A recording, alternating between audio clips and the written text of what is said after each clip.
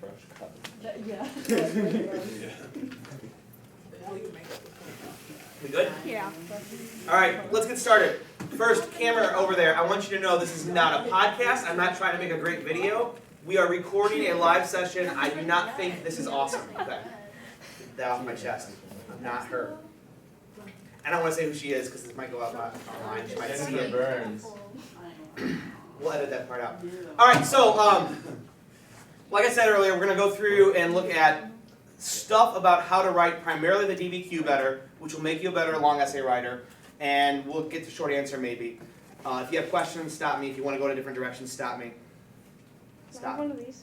You can have one of those. Yeah. So just so you know what you're looking at, you have, please don't judge. These are my notes from when I learned what the new DBQ is like. And this is good because I was really good at the old DBQ and they just changed it completely. So it was good for me to hear a smart guy who helped write how to grade it, to hear him say, this is what you have to do. And then I wrote notes on it. So you may look like you're looking inside the mind of a crazy person. And you might be, I don't know. But these are my notes, and you can take notes on top of it. This is yours to keep, and I'll put them online for the people who are tagging along. I think I can do that. So the thing with the new DBQ is that it's not good writing. And I think you've probably heard people talk about that. Come on now. Okay. You know this, the breakdown. DBQ is the biggest part of this. It's 25% of the overall exam. So we're going to talk about the DBQ first. Something that Mr. Allen and I have both noticed, that you're pretty good at the whole analyzing the documents thing. You guys feel like you can do that okay? We'll talk about what that looks like, but I think doing the chart of, you're doing your happy things, that this is a historical context, document 2, I did purpose and all that. I think we're pretty good at that. One of the things that a lot of people miss points on is the contextualization. So here's a thing you can try. You don't have to do it this way. This is not a thing you have to do. But it is something you can do that I think will cover both your thesis and your contextualization. If you write your first paragraph big and sweeping and cover the context of what's happening and drop details in and stuff like that, and then give me your thesis, I think we're used to writing little 2-sentence introduction paragraphs. I'm going to write about, and then here's my thesis. And that's always kind of worked if you're in a hurry. But remember, one of your points, there's 7 points to get, and you can get 1 point from contextualization if you go down there and look at it. Accurately and explicitly connect historical phenomenon relevant to the argument to a broader historical events. So if your introduction starts really broad, first let me do the questions about the Cold War. First let me say that McCarthyism took place in the context of the Cold War. And everybody was afraid of so many things. There was mutually assured destruction, where we were afraid that the war was going to, everyone was going to kill everybody. And then there was real threats like Alger Hiss and the threat of communism and McCarthy with his list. And you just kind of list all the things you know, and then you go into McCarthyism. You've covered historical context, and you've given yourself a place to put your thesis. So I think you can do 2 points right there in that intro paragraph. And I think if you don't know how else to do contextualization, this is a good way to start. Big, sweeping, and don't just say this happens in the context of the Cold War, which was bad in the 50s. Really lay out every fact you have. One of the things I'm going to keep coming back to, so I'm going to say it for the first time now. They recommend a 15-minute reading period, but you can write or scribble notes. I really, really, really strongly recommend putting a watch out or looking at the clock and taking at least 10 minutes to brainstorm just as many things as you can think of. And then here's something too, when people are brainstorming, sometimes they think, well, I made my list, now it's time to start organizing my list. As you start to go through the documents, you will most likely think of more things. You're like, oh yeah, this happened, and that reminds me of 3 more things. Go back and write them down. Because what you want to be able to do is, as you're writing this essay, if you're writing on this paper, you want to be able to pull facts over to back up the things you're saying. And you'd like to be nice if you had a list of facts. So being able to just sort of spit out, vomit out the 10 things you remember about a topic, and then as you look at the documents, remember 5 more, now you got 15 things to pull from. So remember, here's our dummy-proof thesis. This is the self-Elgin High School-approved dummy-proof thesis. You don't have to do it this way, but you kind of can't go wrong. If you do the whole even though this, or despite this, or in spite of the fact that, or although this, and you kind of drop the counter argument in there, and then you go comma and say what you're going to say, you can't go wrong. So if the question's about like, who caused the end of Reconstruction, you might say, even though the KKK was influential in scaring people, comma, it was the failure of radical Republicans to back it up, support it, and seeking power or whatever that caused the end of Reconstruction. Use that formula, you really can't go wrong. And then that's what I was just talking about. If you drop lots of facts in and describe the era of the question, questions are always going to give you kind of three things.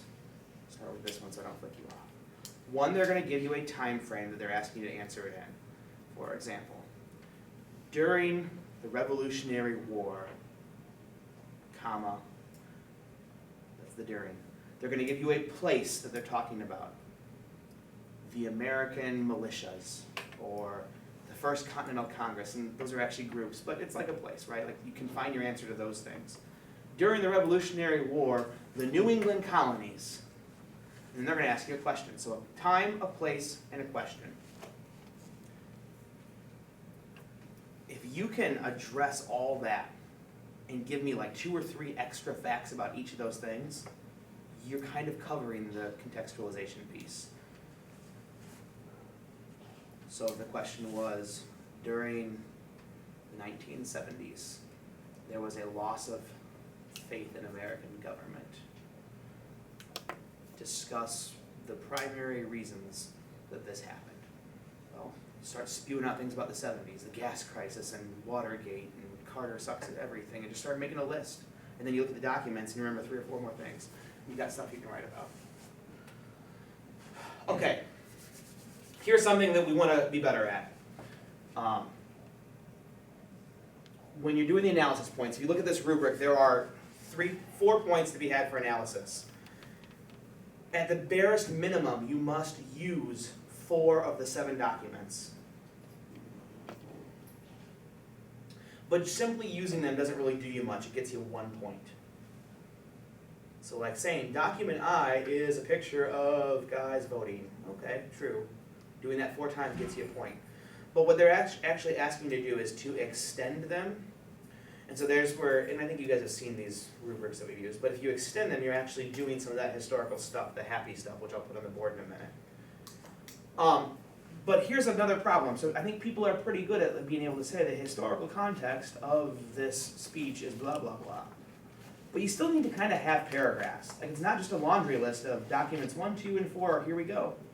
So what I want you to try and get in the habit of doing is, if you were in Euro or World, making these groups.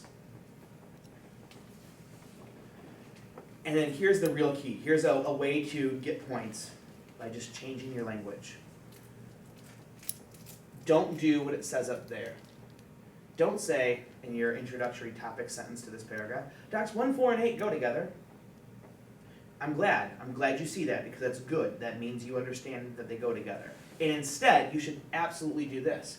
You can say, documents 1, 4, and 8, show and then whatever you're trying to say. Think of it like this. Think of every paragraph as being a topic sentence, a mini thesis. And 1, 4, and 8 go together isn't really a topic sentence. 1, 4, and 8 show us something is a topic sentence. So just try and make sure every paragraph begins with a, here's what I'm going to say, and you'll be fine. So go ahead and group your documents. It's a good idea. Just don't say, here's my group. Say, here's what my group means. We good on this? You guys know what I'm looking at here?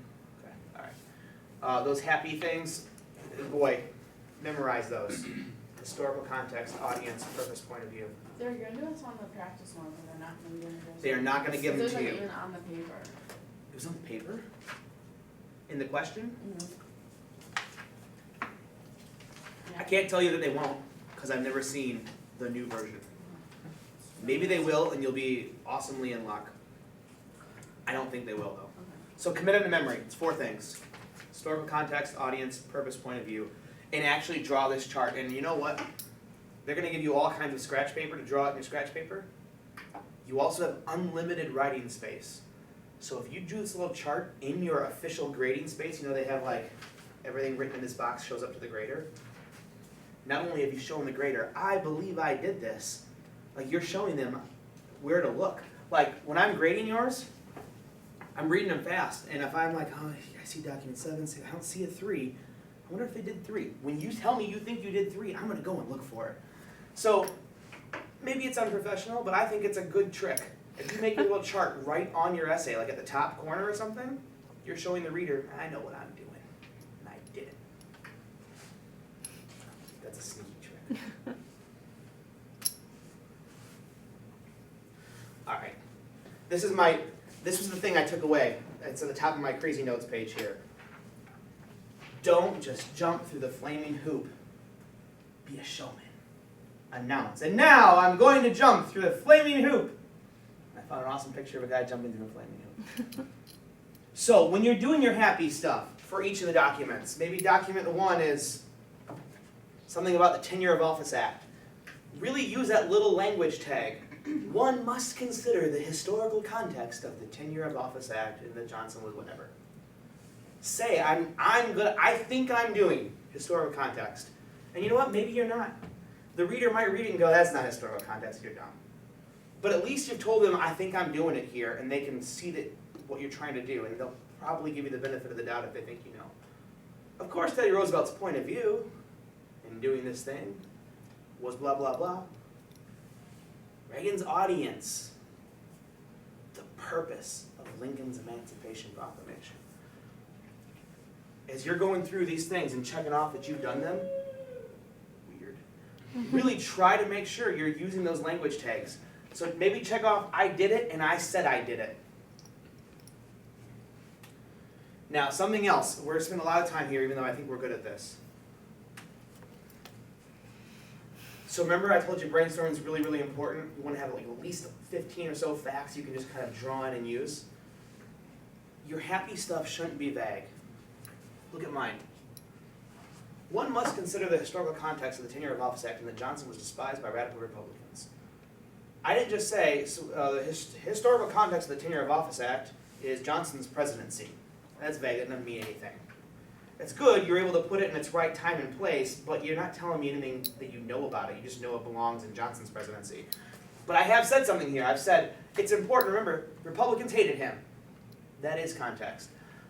Don't just remember that Roosevelt's point of view and his corollary is that it's about foreign policy. That's too broad. Of course it is. It's the corollary to the Monroe Doctrine. That's foreign policy. Anyone can say that, or any halfway smart person can say that. Instead, you've got to tell me what his actual point of view is specifically. His point of view in issuing it was that we are special. We're an exceptionalist country. We're not humanitarians. We're not out there to save people. So you've got to be specific. This is an important thing to know because I know I gave back BBQs last time. People were like, I had so many facts. You've got 7 documents, and whenever you do one of these happy things, those facts count for that. So like maybe you have, like you're like, I thought of 7 things and I used all these 7 facts and I was so smart. But if those facts are just establishing the historical context for one of your happy analyses, there's no extra facts. Like, this is a good fact. This is a good fact, the tear down the wall speech. But that fact isn't some outside piece of evidence. That fact is establishing audience for whatever my tear down this wall speech document is. It's been used, does not count again. There's no double dipping. Does that make sense? Mm-hmm. Okay. So at the bare minimum, you need 7 facts to get your analysis points. And then you need more. So that's why I just want to keep going back to it. Not only are you brainstorming in the beginning before you write, as you are writing, as you are looking at the documents, heck, maybe you're halfway through the paper and you're like, oh, I remember those things. Go over and write them back down. Don't count on the fact that you'll remember them mid-writing. This is something I was really good in college because I have a memory like where I can kind of keep everything in my head. And as I get older and older, I don't have that anymore. And so I've had to just get you'll see me like notes all over my hands because if I don't write it down somewhere, I'll forget it. When you have a thought, even if you're mid-sentence, go over to your list and write it down as a fact that you can pull in and use later. Brainstorming goes on throughout the whole paper.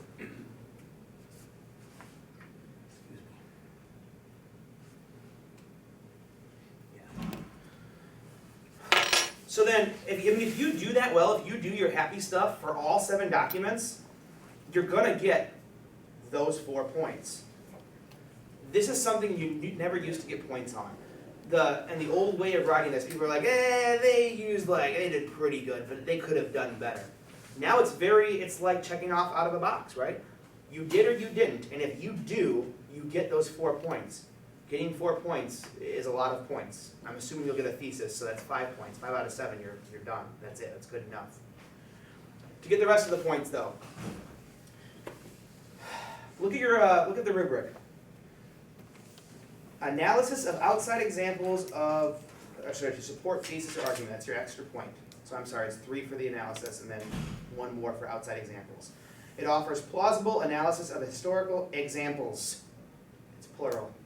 You gotta have 2. That's it. You used to have 80% of your essay was stuff you knew, and then you were just like working the documents into it. Now it's write about the documents and weave in 2 more things you know. That ain't hard. And in fact, it doesn't have to be beautifully woven into your paper. You don't have to have I told you to group them? Like documents 4, 8, and 9 all talk, there won't be 9, there's only 7. Documents 1, 3, and 4 are all examples of fear during the Cold War. You don't have to try and weave in an outside example. You can if you want, that's great. But when you're done with your analysis, maybe you've got 2 or 3 paragraphs of document analysis, absolutely just lump in an extra paragraph where you say, and here's 2 more things I know.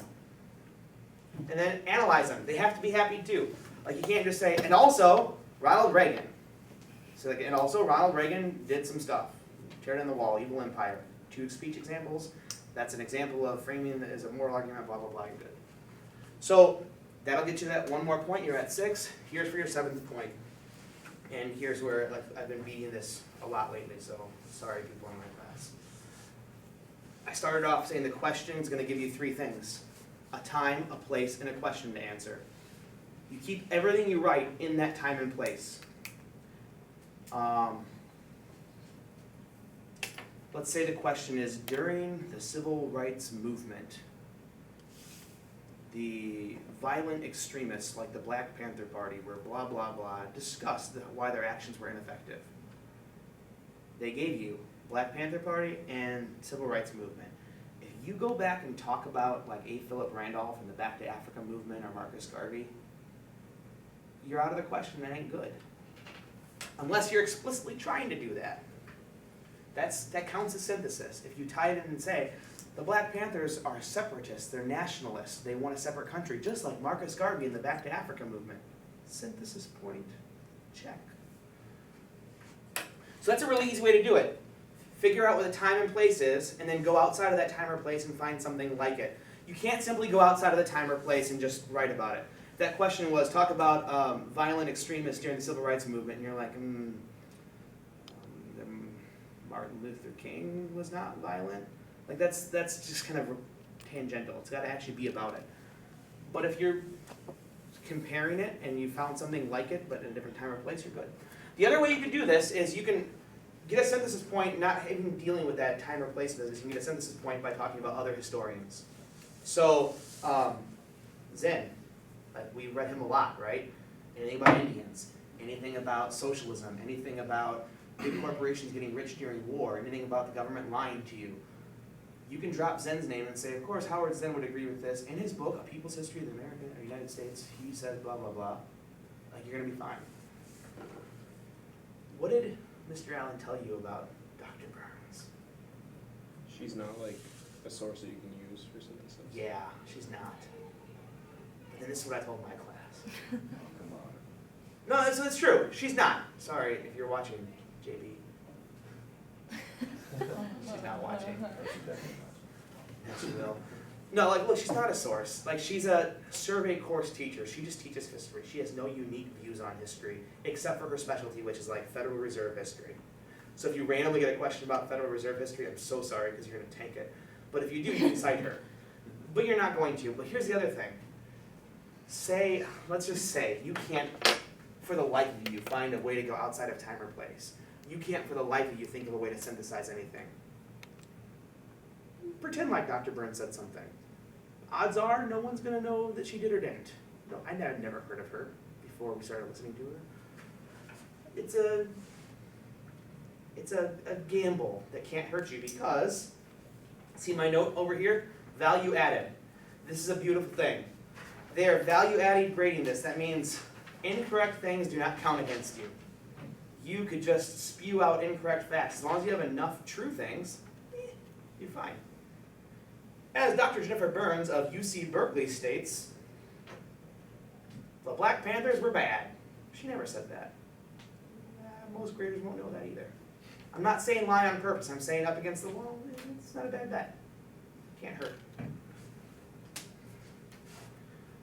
Questions in the DBQ? Yes, ma'am.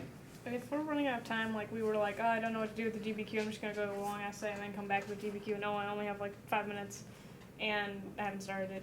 I'm in a really bad situation. And when I, and like, should I just like start like not think of an overall idea to answer the question, but just kind of start like doing the happy stuff for all the documents, trying like, who cares about paragraphs, just like do a bunch of checklist writing, like make it all one long paragraph and just throw in random facts and stuff.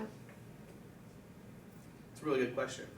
Couple thoughts on it. First, if you are up against the clock and that's realistic, that'll happen to you, don't write the long essay first.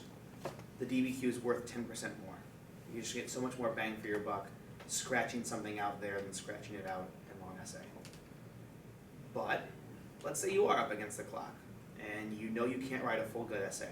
I would try really hard to get a thesis. Say, I want to prove this, and then analyze your documents and do the best you can. Like maybe analyze 4 documents and just make up why they go together. It's better than nothing. Because you can. So it used to be, you could not, if you didn't have a thesis, they just stopped grading. Like, I'm not saying anything. And then they say, won't get your points because they're not saying anything. You can, and this guy showed us examples of like papers that they never say what they're saying, but they know what they're saying because it's proving a point. So they don't get a thesis point, but they still analyze documents. They brought in synthetic materials. They just never told you what they were saying. So the implied thesis isn't real. You can't get a point for the implied thesis. But you can get other points if your thesis is bad or doesn't exist. Mm-hmm. So yeah, I mean, up against the clock, scrabble out some stuff and so maybe you'll get some points. points. Does it matter if it's like not in paragraphs, if we just kind of start like Yes, they won't. They will not read it if it's not in essay form. Okay. So you don't just bullet point your documents. Like you still have to put it in essay form. They will consider it in our language unable to assess. Good question. Are there always going to be documents that are contrasting views, on the topic? I can't say for certain in the new format, but it would certainly seem that there will be. There always have been. And there's, it's always like there's never a right answer, but they usually want to give you at least 2 sides of a coin, so you're probably going to have about half and half. It's 7, so probably 4 and 3 usually. Because what they want to do is they want to make sure you can account for a counter argument.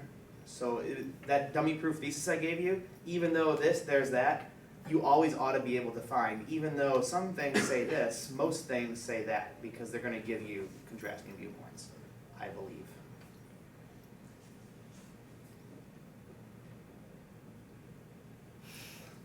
It's not live, they can't talk to us. Okay, wait, what is this? Long essay. Good, Anisha's gone. No, I only had 11. The copy ran out of paper, so I only had 10 of these, and there's 11 of you. Sorry, Anisha. And you've probably seen this. It's not like I'm giving you anything new here. No, none of my notes or anything.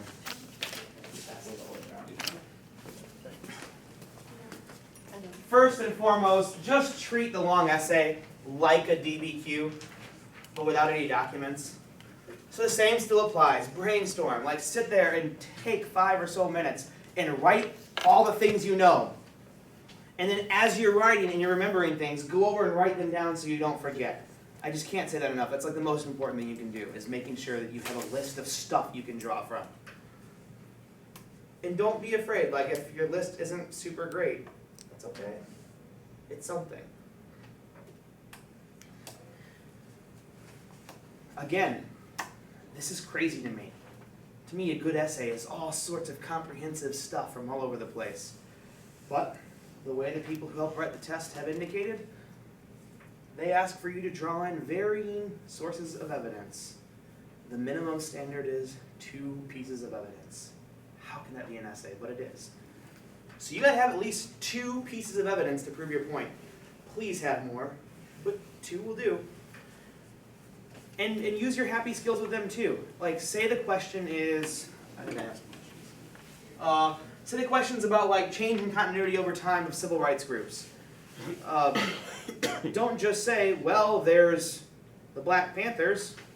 Say, well, the Black Panthers, who were in the tail end of the historical context of the Black Panthers, is they were the tail end of the civil rights movement, and they were responding to all the violence of police and Martin Luther King's death and blah, blah, blah. You just did some happy stuff for it. It's not just there's the Black Panthers, there's the Black Panthers doing something. So do your happy stuff for at least 2, please do more. Brainstorm. Here's the stuff that maybe is new. There's 4 types of questions. Compare and contrast, historical causation, periodization, continuity, and change over time. They're actually really similar. So here's the first pairing of really similar questions.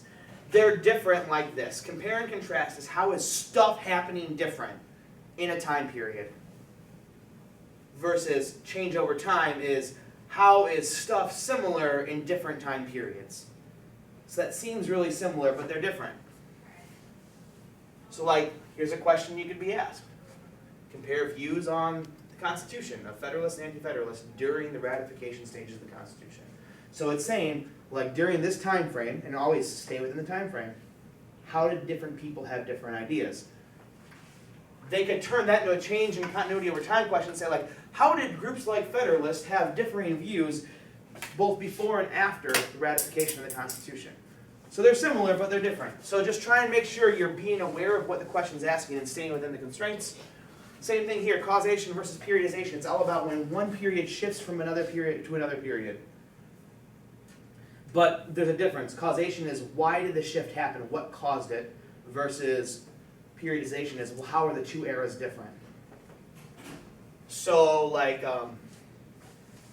we just wrapped up, like we were talking about Vietnam and civil rights and all that reform, and now we're in the age of conservatism. A periodization question would say, how are they different? How are they different? Give me some examples. You know, it's like 3:30,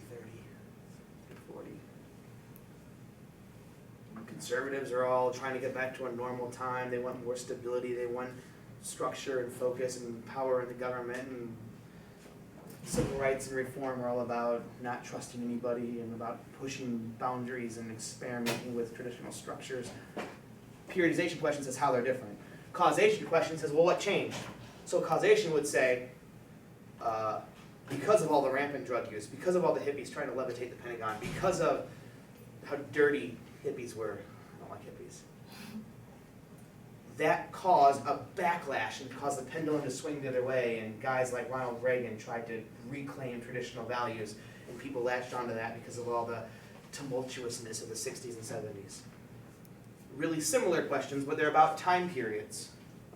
One's how are they different, and one's how did the shift occur? Same thing, these are similar questions. One's how are 2 time periods different, one's how is everything in a time period similar or different. Questions in a long essay. I think we're pretty good at that. Short answer questions before we begin. Talking about the short answer questions. I don't have any for you. Again, I don't know. I feel like short answer everybody's kind of good on. So like, okay, maybe not. So I just kind of put together like generic types and things you can do. But I don't know if you guys want to go a different direction or anything. Okay. So these are the most common sorts of questions. There may be more.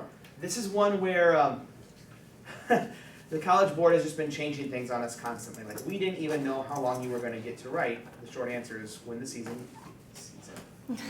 when the year began. They changed it on us. These are the questions we've seen the most of. They could throw a curveball at you, but I know I can get you ready for these. So think of all the short answer questions you've answered over the course of the year. There's been a ton. These are the types of questions. Maybe you've noticed, maybe you haven't. If you've noticed, then it just helps you get prepared for what to write the next time around. You'd be like, oh, this is one of those types of questions. So one type is that they give you like a picture or a document or a cartoon or like a quote, and they say, view this document through the lens of a, and then they give you a couple options from that time period. So they might give you, over here on my wall, I have a picture of people in Belgium during World War I, and it looks desolate and dark and bleak. And they might say, look at this picture through the lens of, and then they might say like, an American soldier, an anti-war activist, or a progressive whose goals have been shot down by the war. And you'd choose one. Like, well, the American soldier would look at this and see the dark sadness of it and realize that they are part of a cog in a machine and that new technologies have taken away the individual bravery of the battlefield, and for example, you see the machine gun as a new piece of technology, and blah, blah, blah, blah, blah. So you would pick the one you know the best and just interpret that picture through their lens. That one I think we've done pretty well at. Then they usually ask you, like, give me one more piece of evidence that would support that claim. So, like, I see that picture through the eyes of a soldier, and I would say, the experience of the soldier was unlike other wars. It is impersonal and technology has taken over. Another example of this would be the invention of the dog tag for World War I. Because so many bodies were blown apart and so many people were killed so quickly, they did not know who was dead next to them, and there were so many dead at a scale they'd never seen before, so they had to invent a way to categorize body parts. Okay. I mean, I don't know, it's something you could write. Another type of question is, they give you two historians and they say, describe the difference. My class, we've done a lot of this in the last couple days. It is not okay. This is the example I gave, so I'm sorry I'm repeating for the other class. If I said describe the difference between Abigail and Lola's hair, you don't say Abigail's, what did we decide it was? Blonde. It is blonde? It's blonde. You don't say Abigail's is blonde and Lola's is black. That is simply describing her hair and her hair. Describing the differences. The primary difference is their color. Hers is blonde and hers is black. So you're not off the hook from describing what the two historians think. You still have to say, this guy thinks that and this guy thinks that. But first you've got to say, the difference is this. The difference is how they see President Reagan. I knew I wouldn't be able to stay in front of the camera. Describe the difference in Booker T. Washington and W.E.B. Du Bois's views on civil rights. Don't say, well, Washington was more of an accommodationalist, while Du Bois was more of an idealist. That's just what they think. Instead, you say the difference is how they interact with the white world. Booker T. Washington would say, you've got to just kind of take your small victories one at a time, just try and fit in, don't cause too much of a scene. Du Bois would say, be an idealist, demand full rights now, don't settle for anything less than the best. You said, here's the difference, and here's what they actually look like. Describe the difference in whatever. You get the idea. Third, they'll say, what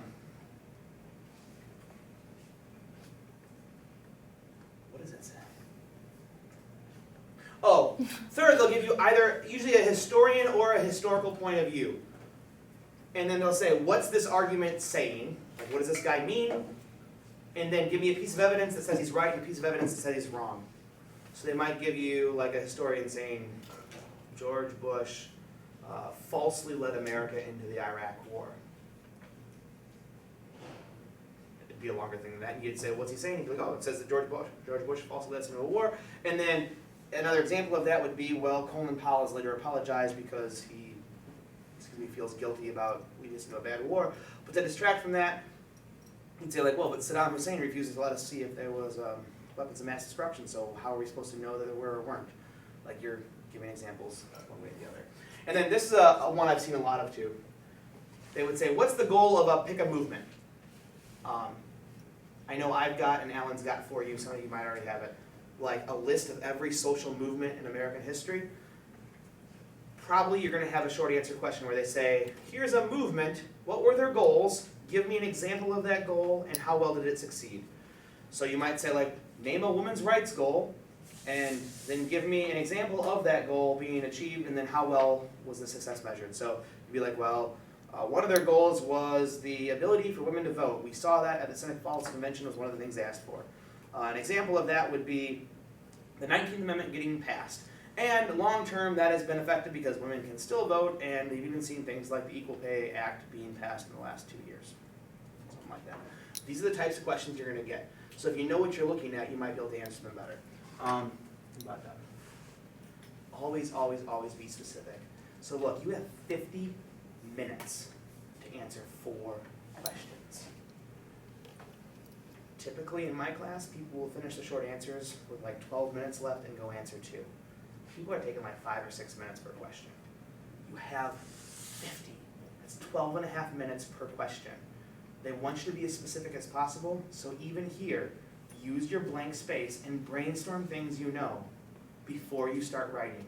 The more things, specific facts you can remember, the more specific your answer can be. You don't want to be vague ever.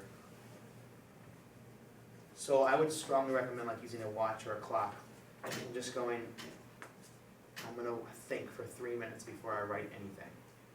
And then even as you're writing, you're like, oh, and that happened too, scribble it down. That's my advice. I'm done.